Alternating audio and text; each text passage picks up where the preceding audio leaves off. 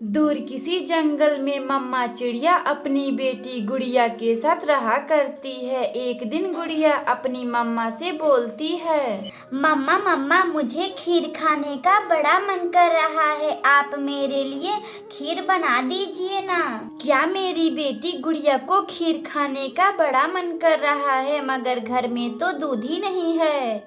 मम्मा आप मुझे कुछ पैसे दे दे, मैं अभी जाकर दुकान पर से दूध लाती हूँ और आप खीर बना दीजिएगा। फिर मम्मा चिड़िया गुड़िया बेटी को कुछ पैसे दे देती है, जिसे लेकर गुड़िया रामू काका के दुकान से दूध खरीद कर ले आती है।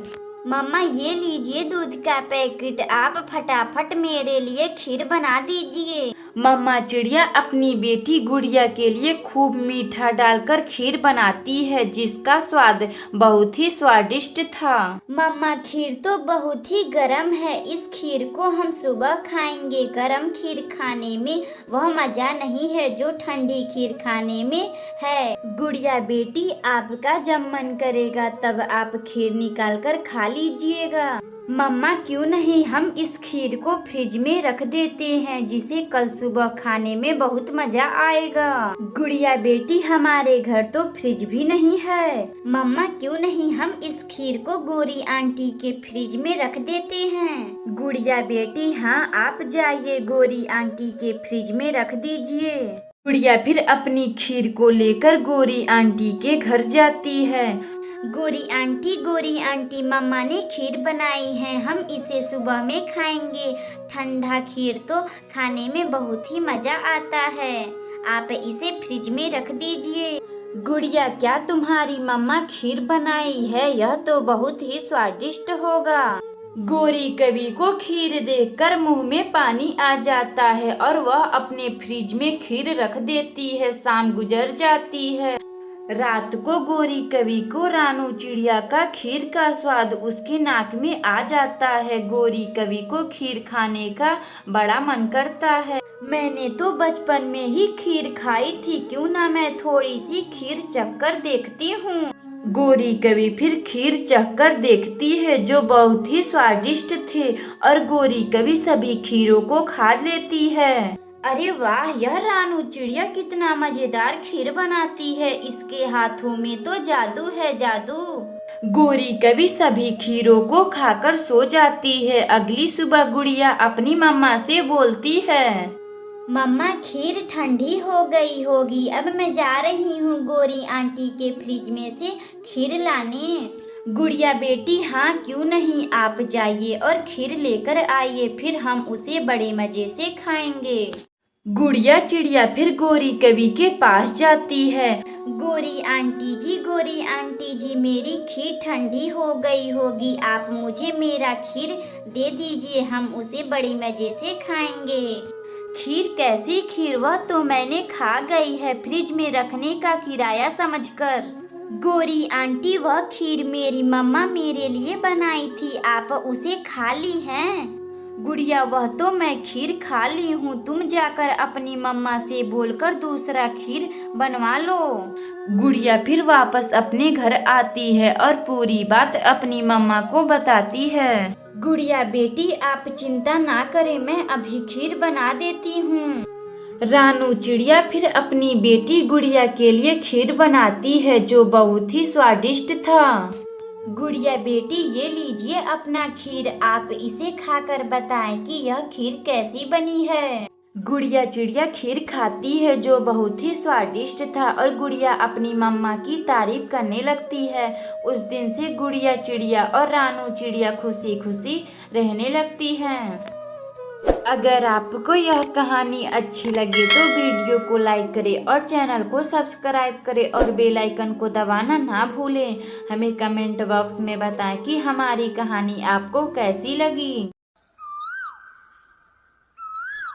रानू चिड़िया का बेटा कुक्कू और गोरी कवि का बेटा जग्गू बहुत शरारती थे। वह सब नदी के किनारे बैठे हुए थे। मम्मा मम्मा मुझे कुल्फी खानी है। मेरे प्यारे बेटे जग्गू, अभी तो तुमने कुछ ही देर पहले कुल्फी खाई थी, मेरे पास फिर से इतने पैसे नहीं हैं कि मैं तेरे लिए फिर से कुल्फी दिलवा सकूं।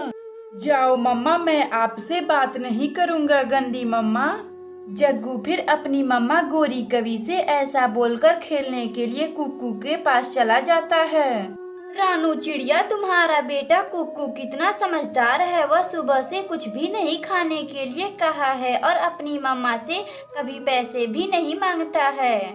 गोरी जी, सबके बच्चे तंग करते हैं, मेरा कुक्कू भी कोई कम नहीं है। अभी कुछ दिन पहले ही दूध खौलता हुआ कुक्कू घर में गिरा देता है। गोरी जी, क्यों ना हम लोग अपने बच्चों को कुछ दिनों के लिए बदल देते हैं। आप मेरे कुक्कू के साथ रह लीजिएगा और मैं जग्गू के साथ रह लूंगी। फिर मम्मा चिड़िया और गोरी कवि अपने बच्चों को फेल बदल कर कर अपने अपने घर लाती हैं। आंटी आंटी गोरी आंटी जी, मैं कभी शरारत नहीं करता हूँ, फिर भी मम्मा मुझे हमेशा खरी कोठी सुनाया करती थी। कुक्कू, हाँ, तुम तो कभी शरारत भी नहीं करते थे, फिर भी तुम्हारी मम्मा तुम्हें हमेशा कुछ न कुछ सुनाया करती थी। आंटी आंटी गोरी आंटी जी, मुझे बहुत जोरों की भूख लगी है, कुछ खाने को हो तो मुझे दे दीजिए ना। कुक्कू, तू रुक, मैं अभी तेरे लिए जंगल में से जाती हूँ और कुछ सेव तोड़कर ले आती हूँ। फिर गोरी कवि कुक्कू का मनपसंद सेव लाने निकल जाती है। इधर रानू चिड़िया जग्गू से बातें कर रही थी। जग्गू, तुम तो बिल्कुल चुपचाप से हो, फिर भी तुम्हारी मम्मा तुम्हें शरारती बोलती हैं। रानू आंटी, मेरी मम्मा हमेशा मुझ पर डांट लगाया करती थी, कभी कभी तो बोलती हैं शरारत नहीं बंद करेगा तो मैं तुम्हें जंगल में छोड़ आऊंगी। जग्गू, तुम अपनी मम्मा का चिंता मत करो, अब तुम कुछ दिनों तक मेरे साथ रहोगे, यहाँ पर हम लोग खूब मजे करेंगे। मैं जा रही हूँ दाना लाने। रानू चिड़िया फिर दाना लाने अपने खेतों में चली जाती है। इधर जग्गू को मस्ती करने का मन करता है। जग्गू मटका का भरा हुआ पानी घर में डाल देता है।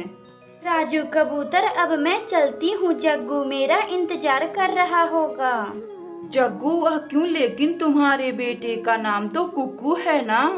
कबूतर भैया, हम और गोरी कवि बच्चों को फेल बदल किए हैं, कुछ दिनों तक जग्गू मेरे पास रहेगा और कुक्कू गोरी कवि के पास रहेगा। फिर मम्मा चिड़िया दाना लेकर अपने घर आती है तो वह बोलती है, पानी, यह पानी कहाँ से आ गया? ही, रानू आंटी भीग गई। जग्गू, यह तुमने क्या किया है? रानू आंटी, सॉरी, मुझे माफ कर दे, अब मैं कभी ऐसा नहीं करूँगा। जग्गू रानू चिड़िया से झूठी माफी मांग लेता है। इधर कुक्कू को भी मस्ती करने का बड़ा मन कर रहा था। पापड़ ले लो पापड़, पापड़ ले लो पापड़। कुक्कू को भी पापड़ खाने का बड़ा मन करता है। गोरी आंटी भी नहीं है, अब मैं पापड़ कैसे खाऊंगा? अभी कुक्कू को गोरी कवि का साड़ी दिखाई देता है। वह उसे लेकर जाकर पापड़ वाले को दे देता है और पापड़ खरीद लेता है। इतना मजेदार है यह, खाने में बहुत ही अच्छा लग रहा है यह पापड़।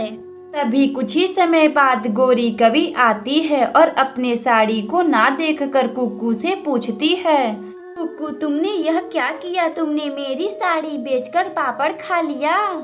इसी तरह कुछ दिन तक चलता रहा। फिर गोरी कवि कुक्कू को हार मानकर उसके घर पहुंचा देती है और जग्गू को अपने घर ला लेती है।